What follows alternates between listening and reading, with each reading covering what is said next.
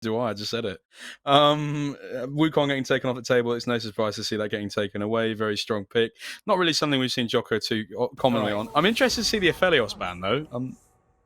Lots of AD carry bans are coming through. Where's that on we always see against LDLC? If teams are not banning on directly against Ragnar, maybe they're looking for it themselves on Solary. I know it sounds weird, but Ragnar and all of LDLC have a huge priority on towards that. Let's look at the OP Jakes. Seraphine gets taken off the bat, but that means Yuumi is still available. Lucian, he's fine. He's not what I regard as the most OP champion you can grab out of all of them available. So there's the likes of, Yuumi Twitch, or, Yuumi Seri, or even just going Ezreal together with the Nami is actually a really potent lane as well that can get high kill pressure. So curious to see the prioritization coming through.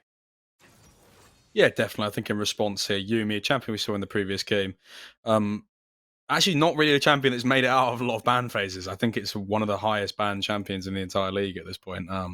Has a ban rate, I believe, of I want to say 30. It sits at around 34 bans for the entire league. I've actually just looked that up. I'm pretending I know that off by heart, but that's a complete lie. Zeri as well. Obviously, it's a very potent lane. We see it paired up quite often with this. Yeah, so I think that we can expect either an Enchanter to come down with the Lucian, either the likes of Nami, that we of course see as the most normal combo, but Sona as well is fine to have into the scaling aspect that Yuumi gives you as well, and really nice having that to shut it down, but I think no surprise, probably just will be that Nami coming through. And from Scarlet, he's been on the Swain, he's been on the Corki. Those has been the last two champions we've seen him play. So if you want to go for a mid laner here, you probably have to dug deep. I think they're going to look to secure a jungler. Oh, it's the or Ornn. just the Ornn. Yeah, we talked about it. If you leave this open, you blind pick it because you know they would have want slammed it that on LDLC. They would have taken it on 3. Exactly, they would have. They would have. Yeah, probably going to be the jungler here, I'd imagine, for Yike in the third pick here. I think you want to secure your solo lanes for the second ban phase here. I'd imagine off what's available. There's quite a few things being taken off the table. Yeah. You go the Gwen as well if you wanted to. It's a good matchup into the Ornn. I can understand why Ragnar would want to go that.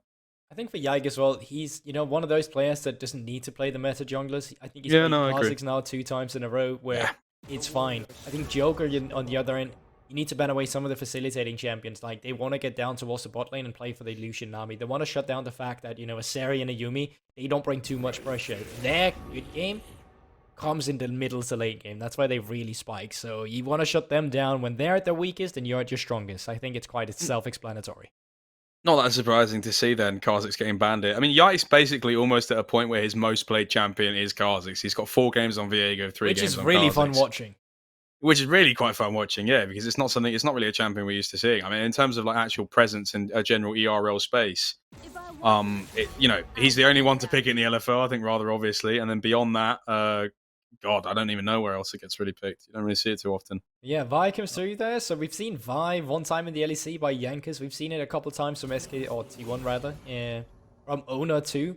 A lot of these, junglers setting themselves up for success here is getting banned away with the Belveth 2, not wanting to try and go against that.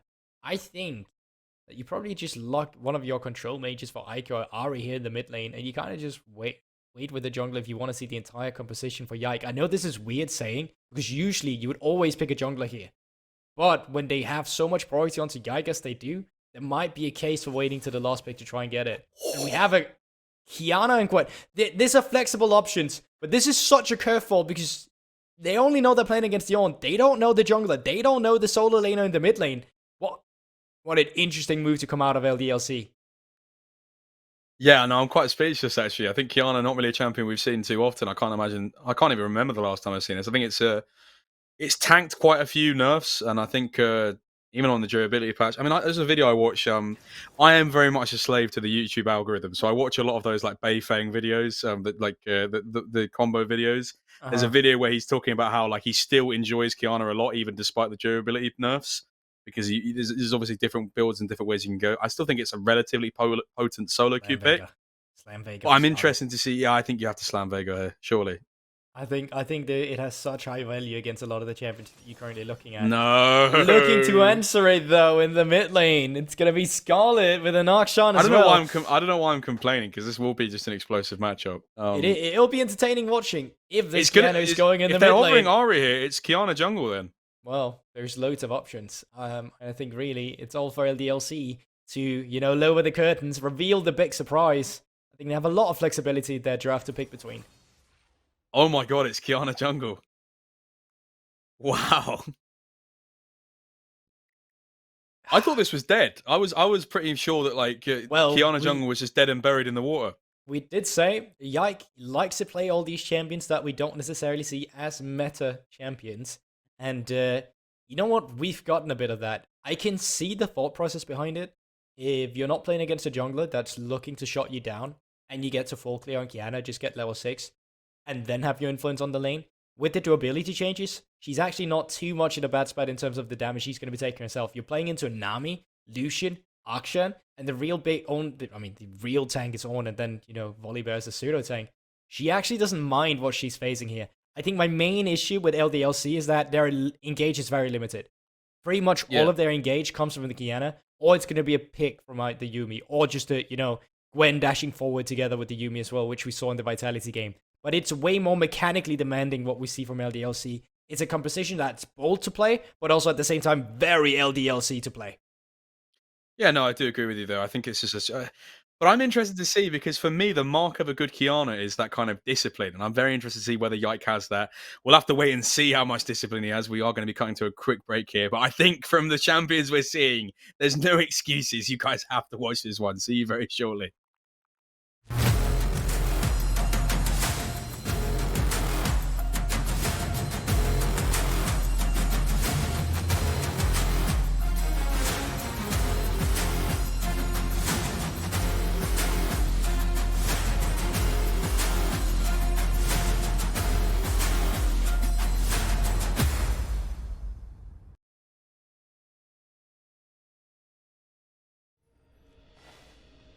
Onto the Rift now. LDLC versus Solary. LDLC trying to continue that undefeated mark.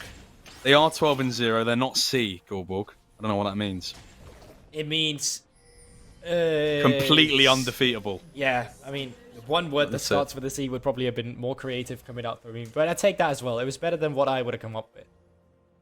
Well, you know, you've got to do things on the spot. I actually wanted to ask you a question here. How many times do you think the Kiana's been picked this year in competitive? ERL and above. ERL and above. I'd say 3 times. It's actually been picked 5 times. 2 of those matches coming in the LVP Division 2. There was one match Canyon played, I believe it was against Gen G in the LCK. It's been picked in the PCS as well, and in Hit Point Masters. So if we didn't do Div 2, I would have been right. You had to fetch it all the way down. Well, you know, I chose all the matches. I thought it was... Actually, to be fair, by your own parameters, I will actually give that to you. You were technically speaking correct. Thank you very much. I appreciate that. You know what? Good judge. I approve of you. No, you know, you've got to be a good umpire sometimes. God, I'm going to stop talking about tennis. I did You're going back to Wimbledon as well. This is too early for a game that's going to be this exciting. I am such a tennis addict, I must admit. But Solary going to be worming their way in here onto the buffer, and I think a bit of early aggression could do well to unset what is a bit of a nerfed clear from Kiana. Jocko's in here. Red buff has taken a lot of the focus away, but the focus is still very much on the fight at hand. Exit kick over the wall with Dos getting that passive. It's a nice little Q chunk there from Azza. Exit kick's doing a good job. They've still got... He comes down. It's going to be paired with a smite. That's level 2. Jocko gets level 2. This also means that Dos has to use that exhaust. He's not able to W back, and it's a first blood. Great E combination with the smite there. Means the buff gets secured. And Dos was caught outside of his parental host. He's laid host to a myriad of problems there. First, all right, I think you've had enough. Great aggression coming up for Solary there. Get the buff for themselves, clear the Gromp as well. They set back the Kiana, they get the first blood for themselves, and we said it. They needed to get this Lucian ahead. I thought they were way too patient with it in the beginning, just due to the fact that it took so long before we finally saw an electrocute proc coming through. But it just looks like they were waiting for that Stormbringer to finally come up again, get the execute on the blue buff together with the smite, and then commit to the play. Yeah, absolutely, and I feel like just snowballing this lane even further ahead, I think important even beyond the kill. Obviously, that gold hasn't been spent yet. Level 2 is going to be garnered so quickly. Now you see Azza gets that level 2, immediately Exit Kick has to back off. Doesn't have that exhaust available either. They will get blown up here because there's such an XP deficit. Look at the map, look at the map, look at the map. Like, look at Joko right now. He doesn't care about going to clear his own sign. They're still here. Exit Kick has flash. Let's see how it plays out. Exit Kick does have flash. Has used it now. Jocko is going to survive this. Azza will be the one to fall. There's going to be Yumi who picks it up, and it's a further wave drop. This is a massive victory for Jocko and Solary. If anything, just fast reset from Massa here. He tanks the tower shot, he gets 2 kills, go back to base and buy. From the side of Exakick, he's missing farm at the same time. Yike, is he in a position to go in and take the blue side of Joko? I don't think he will. So this is going to be very interesting. It's a great lead coming through, and look at the difference between the 2 AD carries and their items. You have a pickaxe and a longsword against a double longsword. Now, Yike did spot Joko on a ward down towards the bottom side in the river on that pink ward. So he does see a moment where he can go in, got the top lane priority to take the blue buff away from him to even the score out at least just a little bit for the time being. Yeah, definitely going to mean that he gets a little bit back in this matchup. Obviously, would be remiss to ignore the fact that he did miss out on that blue buff earlier. Obviously, he found himself a little bit of a deficit, and Yike, we know him for playing that very controlled style, so you can imagine a little bit of a disturbance. Not exactly what he would have wanted on this Kiana. I feel like you just want that full clear, get that level 4 mark, play it out. But Jocko is committing absolute sins in the bot lane here right now. He's back again. He doesn't care about his blue side. I'd imagine he's managed to... Oh, he's just gone straight for the flash. Oh, no. And LDLC finding themselves in quite a difficult early game at the moment. Exakick now hard task to try and crash this wave. You can imagine that he's staring down the threat that he's never really going to be able to get this in, obviously with the jungler being on this side of the map. And honestly, we see this so many times where Volleybag gets picked, and he just goes around full clearing. He never really has an impact. Joko is the other side of that spectrum, where screw those camps, they're not even part of the map. I'm just going to continue to go bot again and again and again and again. And he's still here. He's just recalling, but Wave is in sort of good position. Oh, Exakick's in trouble. He's just dead. Oh, wow.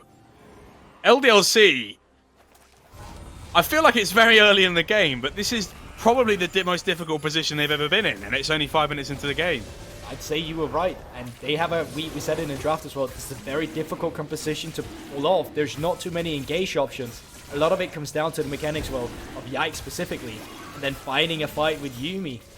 They're not really going to be allowed a point in the game where they're ahead. Right now already, this game is going to come down to Solary messing up just a little bit at least to get LDLC back into this one. Because they have all the pressure to play around with a Lucian this fed in the game already. But yeah, I mean, to be fair, it's something that we brought up yesterday, how, for me, LDLC the most polished, most disciplined team in the league so far, but they showed a lot of urgency, a little bit rough around the edges. It was almost as if the long, arduous campaign that they've been on is taking a toll on them somewhat, and I can understand it somewhat. We credited them for... We understand the game's going to be difficult, but this is going to be a lengthy exchange here onto Azza. Exakick goes low, but he gets this shut down! How? And that's not quite the fortunes you would have expected. Exakick pulls it back here, gets a shutdown. You would have never expected him to get that. Operates on such a thin margin there. Yikes here as well. Steelback goes down quickly. It's going to be Doss who gets this. Yikes is here to collect the wave, and how have LDLC gotten back in this? Well, as we just said, it was going to come off the back of a mistake. Yike now looking for Joko. Ica here too. Ica's over the wall. Charm. Hasn't used it just yet. Joko doesn't have flash. There's the charm, and God, that is just the LDLC that we're used to seeing. Just at the flip of a hat, they take a 2v2 in the bot side. Beneficial when you never would have thought it possible. 0-3 was the scoreline for Exakick.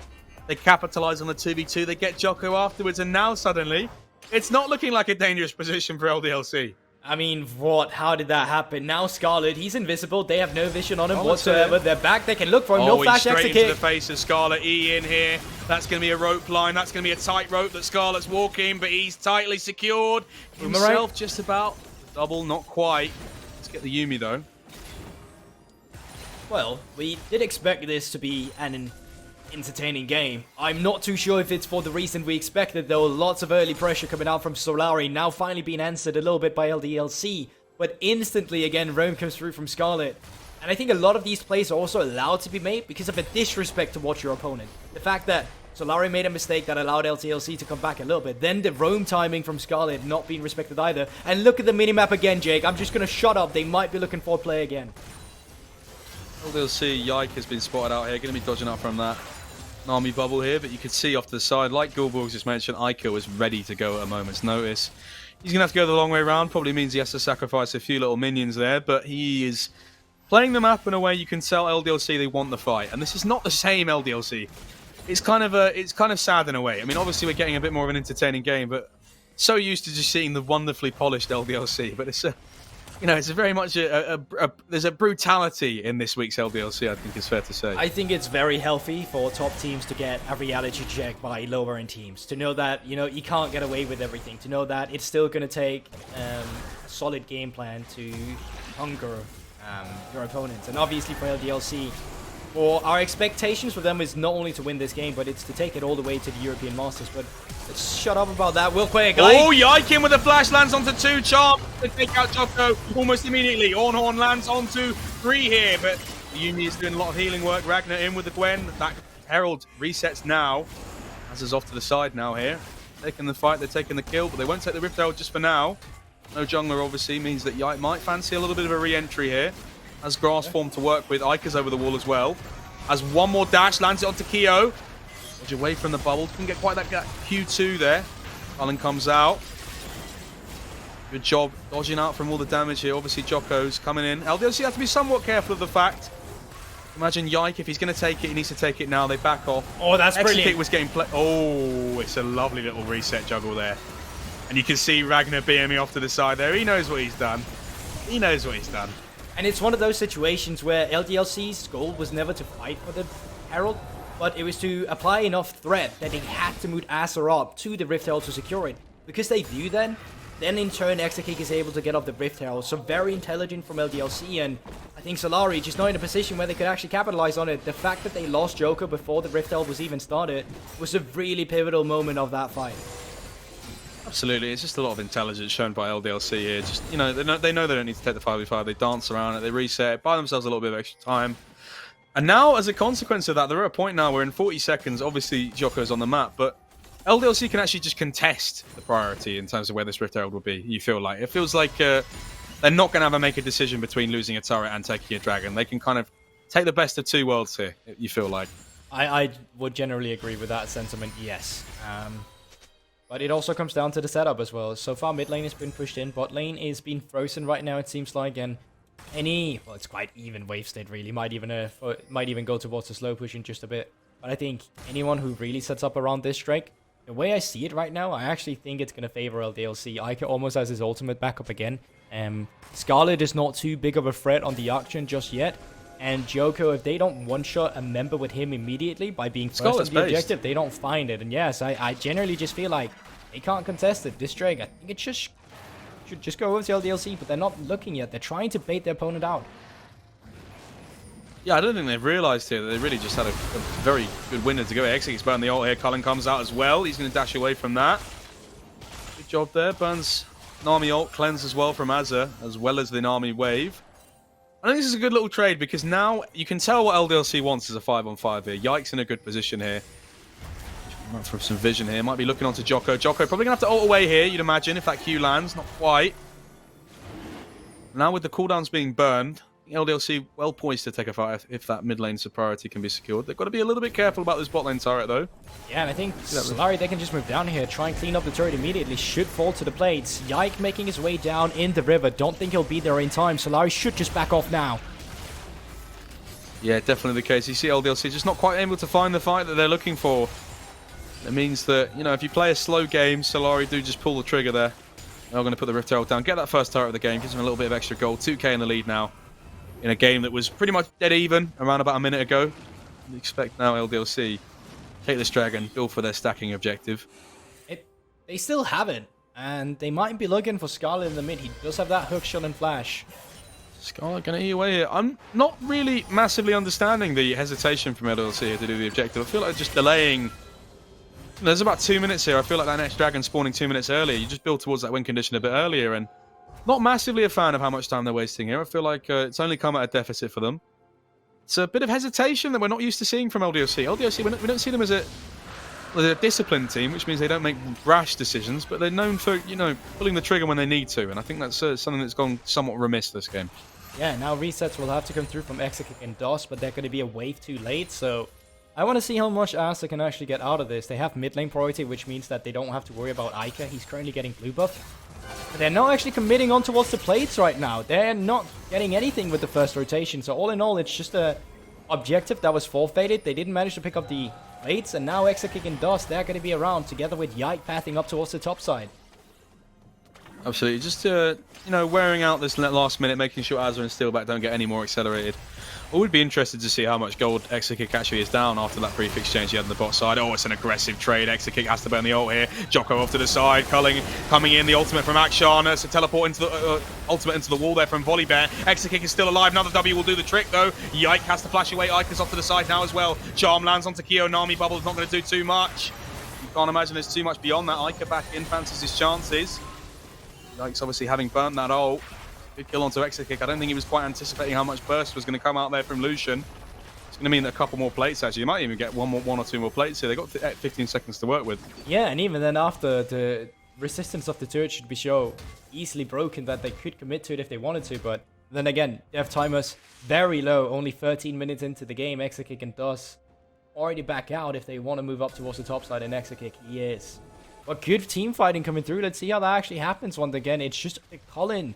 Such a good amount of damage onto Exakick. Joker once again in position where he's able to capitalize on it. And despite the exhaust coming down, the last W proc coming through is going to be enough to make him fall down. Yeah, Yumiot comes out a little bit of a weird angle. I don't think entirely it would have been able to stun up there, but you just imagine it's just such brief seconds that Exakick needed to work with there. If he just got that last heal off, he got that last auto attacks off. Could have been a very different scenario, because I think after that you get another heal off, you can start to chase out this fight. And Solary really quite lucky there in many ways that Volibear was able to finish off Exakick. And they're going to continue with the pressure now. Yike in a position to look, but he doesn't have the ultimate, so all in all, they're just trading away with a few of these. Well, we can't really say objective, it's the jungle camps, but it's one of those things that's always super good to take, because not only do you gain something for yourself, you take away something for your opponent at the same time, so the value is kind of doubled in terms of, instead of just going for your own camps, that's still going to be available for you. Joko still shadowing, but no objective up. That's going to be meaningful fighting over for the next time. Rift Hell should be up in 1 minute, and I think that's what we're setting up for. Definitely the case. That third dragon of the game going to be very important. LDLC, it's kind of their lifeline at the moment. They've bringed up these, they've accumulated these dragons for their dragon stacking objective. I feel like they need to get that third dragon just to kind of acquiesce the 3k gold lead they found themselves. I think it would be fair to say this is the, still continues, even though they found that kind of way back into the game earlier. This is the roughest position that LDLC have been in all split long. And usually this is where Solary. And usually this is where they accelerate.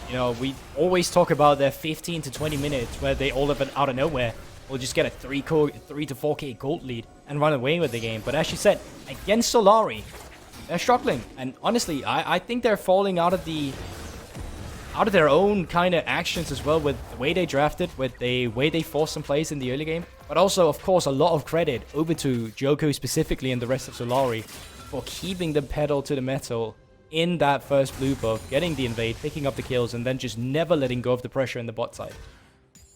Yeah, I think they've done a really good job of just accelerating the game, like you're saying there, Gorborg. There's the vision from the observers using there would have actually baited us somewhat in thinking there was a play being set up there, but no one in that bush. You shouldn't be afraid of the dark, Gorborg.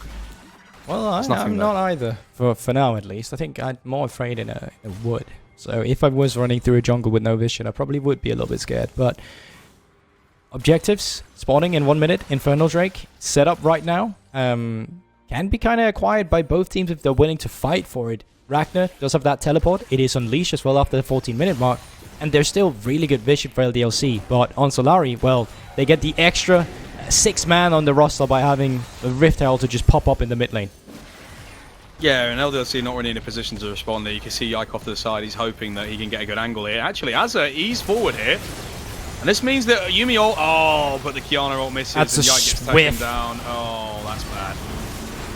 That's going to be Jocko going in as well. Exakick. Immortal Shieldberg gets popped. Dos as well. Going to get taken out by Scarlet. This is pretty much a wipe so far. Iker lands true with a good charm here. I'm going to be going on to Starlock as well. He's actually gotten a double kill here as Iker.